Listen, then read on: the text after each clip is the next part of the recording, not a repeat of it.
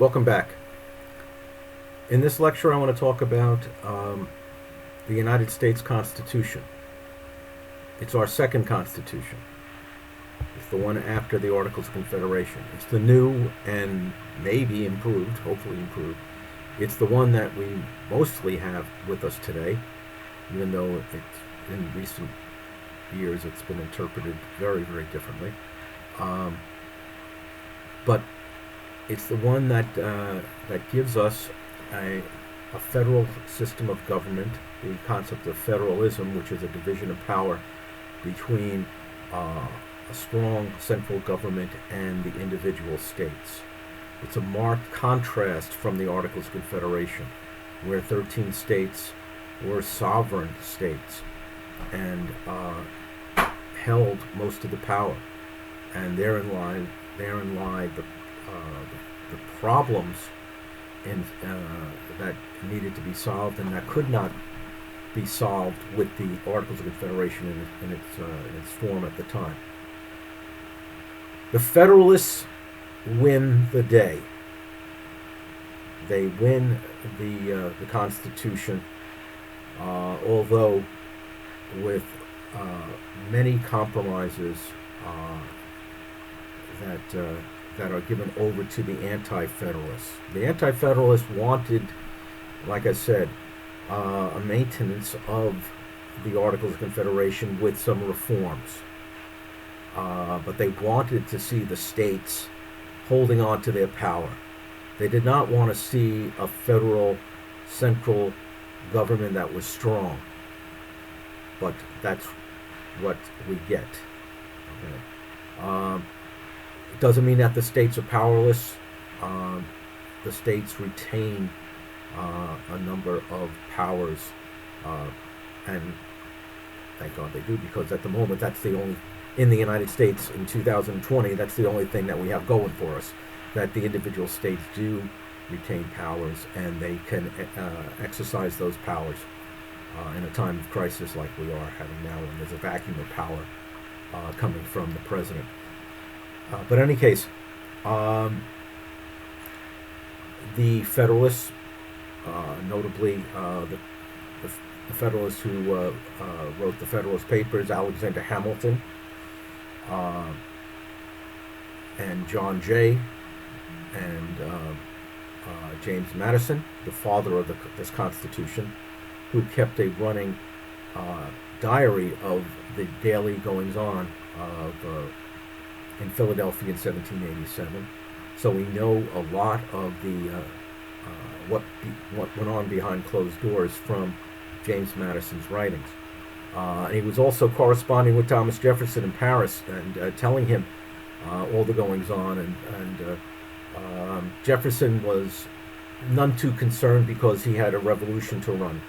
He basically was running the French Revolution, or promoting the French Revolution from his parlor in his apartment in Paris, while the United States was having its critical period. But anyway, that's neither here nor there. Well, it is important to note, but that's not why we're here today. What we get is a bundle of compromises, which I talked about last time, and that seems to be the way the United States of America was going to operate, especially when it came to the issue of slavery, with the Slave Trade Compromise and the Three-Fifths Compromise being two major pieces of pro-slavery law that is enshrined in the Constitution up until the Civil War. What do we get? Well, ultimately we get a unanimous 13th state ratification of this Constitution. New York State was historically very much anti-federalist, being split between the upstate farmers and rural towns and villages and New York City, and the bankers and the merchants and the businessmen, and the population of New York City versus the population of upstate New York. But it was overwhelmingly anti-federalist until the end, when the Anti-Federalists came over to the Federalist side with the promise from John Jay, from the New York delegation, that as soon as possible there would be a Bill of Rights attached to this bundle of compromises, this Federalist Constitution. What are the Federalists? So, ultimately, after the Constitution is ratified and we have our first election for president, we also get a Bill of Rights. 10 additions, 10 amendments, 10 reforms, if you will, to this Constitution, guaranteeing the rights and liberties of the individual. The Bill of Rights. Freedom of speech, press, assembly, religion, petition, and all of that. Rights of the criminal, etc. They are all included because the Anti-Federalists said, no, we won't say yes to this Constitution until we get something for our trouble. And so the Bill of Rights are enshrined in the Constitution almost immediately after ratification. But what do we get? We get mostly what the Federalists were looking for. We get a strong central government, taking powers away from the 13 states and giving them to a central government that eventually is going to have its own capital in Washington, D.C., which is a compromise that Jefferson put forth. He wanted the capital moved out of New York, out of the north and down south, and he would give his okay to the Constitution from afar if that was promised. So there is a promise of a new federal district, the District of Columbia, named after Christopher Columbus. This city within this federal district would be Washington, named after George Washington. But what do we get? We get a central government that is supreme. We get a United States Constitution that is the supreme law of the land, and this federal government is supreme over the states. Okay, it's superior to the states. We get a POTUS, President of the United States. Anti-Federalists thought that this entity was going to become a king.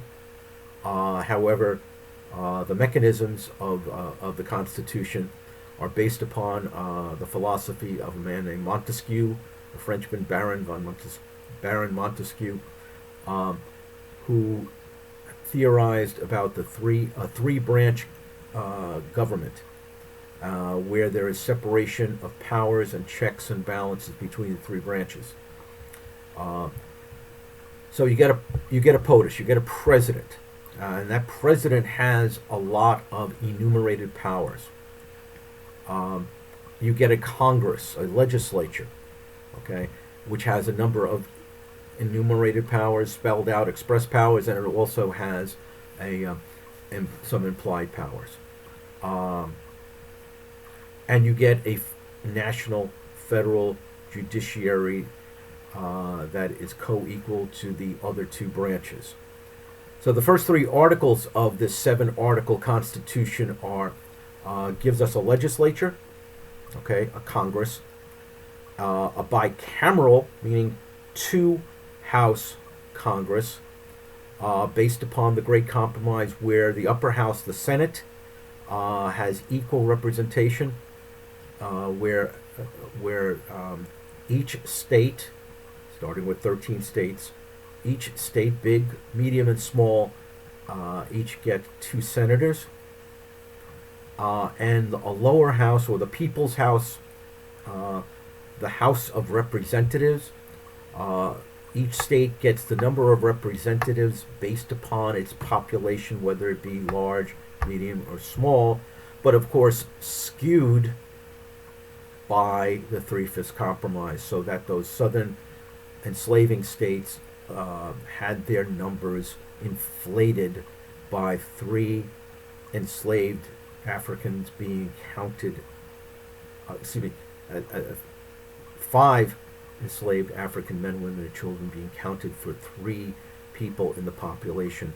So the number of representatives in the House of Representatives was skewed in favor of slavery and those slave states. Um, in Article 1, there's a Section 8 spells out uh, the powers of Congress, and those powers are enumerated. Those 17 powers, including being able to raise an army, to raise a navy, post office. Speaking of post office in the news these days, um, regulation of interstate commerce. These are important powers that were lacking in the power to tax, the power to coin money. All of those are spelled out in Article 1, Section 8. The power to declare war, okay, it still goes along. And the checks and balances of the Congress against the president, okay, Congress holds the power of the money, the power of the purse, as it's called. And then you go over to POTUS, the President of the United States, this unique institution in history so far. It's very common nowadays to have a president as a leader of government, but he's a co-equal to the Congress, he or she, co-equal to Congress and to the federal judiciary. Article 2 spells out the roles of the president, specifically as commander-in-chief of the armed forces, a civilian commander-in-chief of the armed forces, the chief of state, the symbolic head of the government, and then from there, many more powers that are implied, the power to make treaties, and to be the chief diplomat, to be the chief guardian of the economy, to be the chief judicial officer, to be the chief of the political party in which he or she belongs. Tremendous power, but not almighty power. The power is checked by the Congress to hold back the funding of the chief executive of the government, and also checked by the judiciary, which will eventually have the power to declare laws unconstitutional.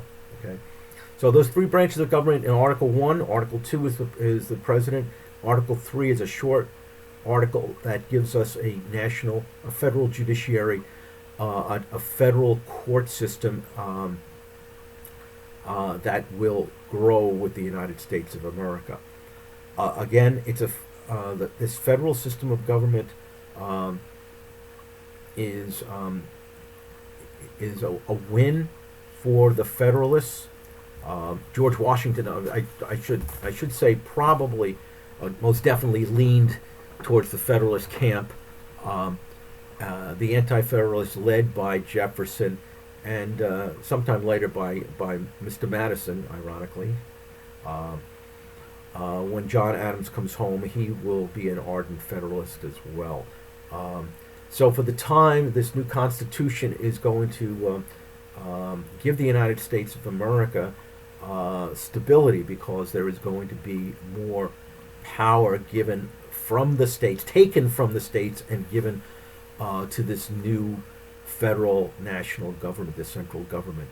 And the Anti-Federalists are not happy, but that's their problem, because they took the compromise, and in the process, in particular, the slave states get to wield an undeserved amount of power in the Congress that will promote and maintain the institution of slavery in the United States of America for generations to come after this inaugural. So anyway, we come up to the election, the first exercise. Oh, and by the way, something wholly undemocratic. I mean, there's a number of things in this that are wholly undemocratic, that smack of this disdain by the elites of the common people, the distrust of the elites of the common people. As I like to say, they regard the everyday man, woman, and child, farmer or shop owner um, or a servant as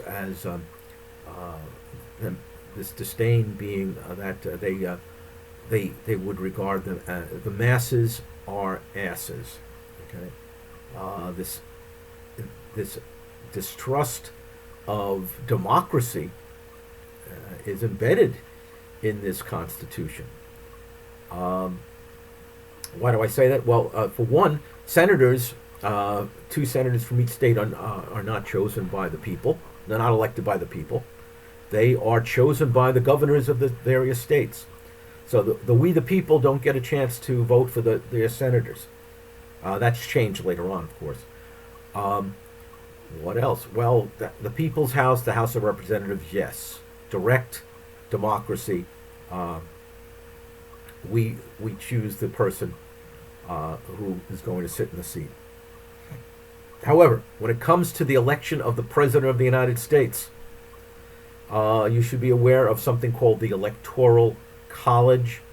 I know you know about this because the Electoral College in the election of 2016 played a big part in having a man who did not lost the popular election by 3 million votes still become President of the United States. So the Electoral College is still with us today, and this massive undemocratic process still produces undemocratically elected presidents. But the first election was was unanimous as far as the Electoral College.